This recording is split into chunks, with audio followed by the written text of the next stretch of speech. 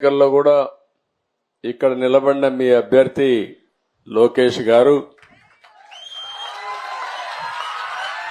ఆ రోజు ఎన్నికల్లో ఓడిపోయినప్పుడు పట్టు వదిలిపెట్టకుండా మళ్ళా ఇదే నియోజకవర్గంలో పట్టు సాధించాలని కష్టపడి మీ అందరి విమానం చూరుకొని ఈరోజు ఒక విధంగా చెప్పాలంటే మంచి నియోజకవర్గాలు గాజువాక అదే మరకు 95,000 మెజారిటీ అక్కడ.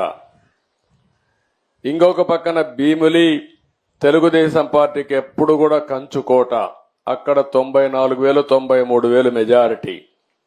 మూడో నియోజకవర్గం మంగళగిరి 92,000 మెజారిటీ.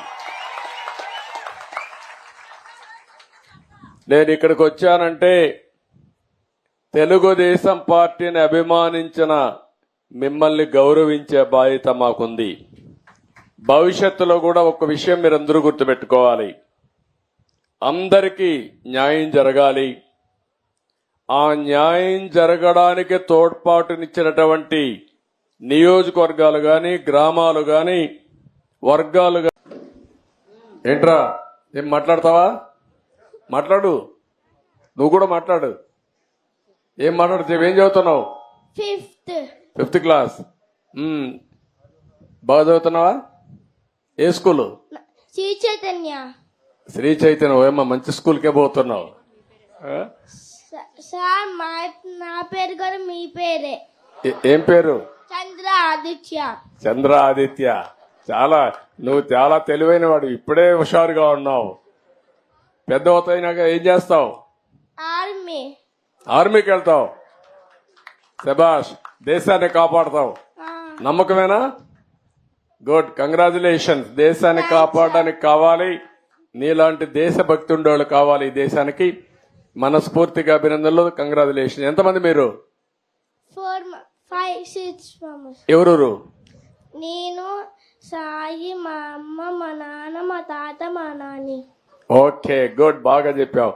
సాయి ఏం చేస్తాడు? 7th class. నీకంటే పెద్దోడు. వాడు బాగా చదువుతాడు, నువ్వు బాగా చదువుతావా? సాయి నువ్వు మంచోడా, వాడు మంచోడా? నేను. అక్కడ స్వార్థం వచ్చిందా నీలో? ఎవరు చెప్పాలి? అమ్మ చెప్పాలి, అవునా కాదా? అమ్మని చెప్పాను. ఏం చెప్తుందా? ఎవరు మంచోళ్ళమ్మా? సాయి కామ్ సార్, నేను కొంచెం ఫాస్ట్. అదేమ్మా, ఇద్దరు మంచోళ్ళు అంటావు నువ్వు.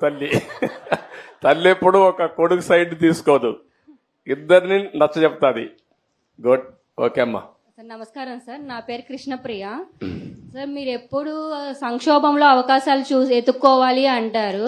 మొన్న శ్వేతపత్రం రిలీజ్ చేశారు కదా సార్, దాంట్లో ఎప్పుడు పోలవరం కంప్లీట్ అయ్యిద్ది అంటే మీరు చెప్పలేదు కదా సార్. నా తల్లి చాలా తెలివి ఎక్కువైపోయింది అందరికి. ఇప్పుడు పోలవరం వచ్చింది ఇష్యూ ఏంటంటమ్మా, అక్కడ డయాఫామ్ వాల్ ఒకటి ఉంటుంది. మీకు అందరికి, రాష్ట్రంలో ఉండే అందరికి అర్థం కావాలి. పోలవరంలో నదిలో ప్రాజెక్ట్ వస్తుంది, ఎక్కడైనా సరే నదికి అడ్డంగా కడతాం. పోలవరం నదినే తిప్పి ప్రాజెక్ట్ కడుతున్నాం. ఈ నీళ్లు పక్కకు తీసుకొచ్చి అక్కడ ఎర్త్ కమ్ డ్యామ్ అంటే ఒక పెద్ద డ్యామ్ కడతాం. పోలవరంలో ఏంటంటే కిందన పొరలన్నీ ఇసుక పొరలు ఉన్నాయి, నీళ్లన్నీ వెళ్ళిపోతాయి. అవి అరెస్ట్ చేయాలి. అది అరెస్ట్ చేయాలంటే ఒక స్పెషల్ టెక్నాలజీతో 95 మీటర్ల వరకు ఒక కట్టడం కట్టాలి. ఒక స్పెషల్ టెక్నాలజీతో ఒక పెద్ద కట్టడం కడతాం. దానికి జర్మనీ కంపెనీ వచ్చి మొత్తం వేశారు. దాన్ని డయాఫామ్ వాల్ అంటారు. అది నేనేం చేశానంటే, పోలవరంలో 6 నెలలే పనులు అవుతాయి. జూలై నుంచి వర్షాలు వస్తాయి, డిసెంబర్ వరకు వరదలు ఉంటాయి. డిసెంబర్లో ప్రారంభిస్తే మళ్ళీ మేకంతా పూర్తి చేయాలి. జూన్లో మళ్ళా వర్షాలు పడే పరిస్థితి వస్తుంది. 6 నెలలే వర్కింగ్ సీజన్. నేను కష్టపడి 2 సీజన్లో ఆ డయాఫామ్ వాల్ పూర్తి చేశాను, చాలా ఇబ్బందులు పడి. తర్వాత స్పిల్వే కట్టాం, అవన్నీ పూర్తయినాయి.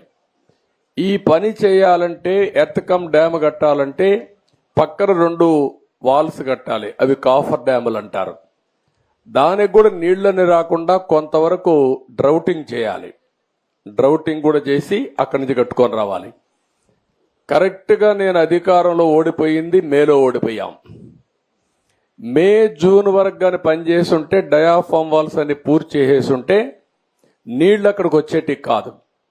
ఒక చిన్న గ్యాప్ ఉంటే కాంట్రాక్టర్ మార్చారు, ఆఫీసర్లు మార్చారు, వర్షాలు వచ్చాయి, 2 ఏళ్లు పట్టించుకోవాలి. నీళ్లన్నీ వచ్చి డయాఫామ్ వాల్ కింద నుండేదంతా సుడులు తిరిగి, ఎందుకంటే అవి పెద్ద ఎత్తున 20 లక్షలు 30 లక్షల క్యూసిక్స్ ఆఫ్ వాటర్ వస్తుంది.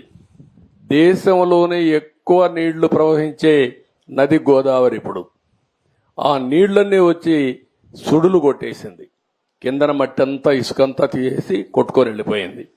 ఆ సుడులతో కాఫర్ డ్యామ్ దెబ్బతినింది, డయాఫామ్ వాల్ దెబ్బతినింది. మీరే కంప్లీట్ చేయగలరు సార్, అమరావతి అయినా పోలవరం అయినా సరే. మీరందరూ కూడా అమ్మా, రాష్ట్రంలో ఉండే 5 కోట్ల మంది ప్రతిరోజు ఒక్కసారి మీకోసం దేవుణ్ణి ప్రార్థించండి, ఈ ప్రభుత్వం కోసం కూడా దేవుణ్ణి ప్రార్థించండి. ఇవన్నీ పూర్తి కావాలని, పూర్తి అవుతాయి, చేస్తాం. లోకేష్ గారిని చూస్తుంటే ఇవాళ మాకు బాగా సంతోషంగా ఉంది సార్. ఇంకా బాగా పని చేయించుకోండి అమ్మా మీరు. 5 years నుంచి ఎప్పుడు వచ్చినా ఎంత సంతోషంగా ఎప్పుడు అందరినీ యువతను పెట్టానమ్మా ఈసారి. ఇతను కూడా శ్రీనివాస్ అని ఇప్పుడు మంత్రి, first time MLA, first time minister. వాళ్ళ తాత ఎంపీగా పనిచేశాడు, వాళ్ళ బాబా ఎమ్మెల్యేగా పనిచేశాడు. అందుకే ఆయన్ని ఈరోజు బాగా చదువుకున్నాడు. చదువుకున్న కుర్రాన్ని తీసుకొచ్చి సీట్ ఇచ్చి ఇప్పుడు మళ్ళా మంత్రి చేశాను. కాబట్టి ఇలాంటి యువకులను పెట్టాను, ఎందుకంటే మీకు మంచి పనులు చేయాలని. వాళ్ళు ప్రూవ్ చేసుకునే బాధ్యత వాళ్ళకుంది, ప్రూవ్ చేసుకోకపోతే ప్రూవ్ చేయించే బాధ్యత కూడా నాకుంది. వదిలిపెట్టని ఎవరిని.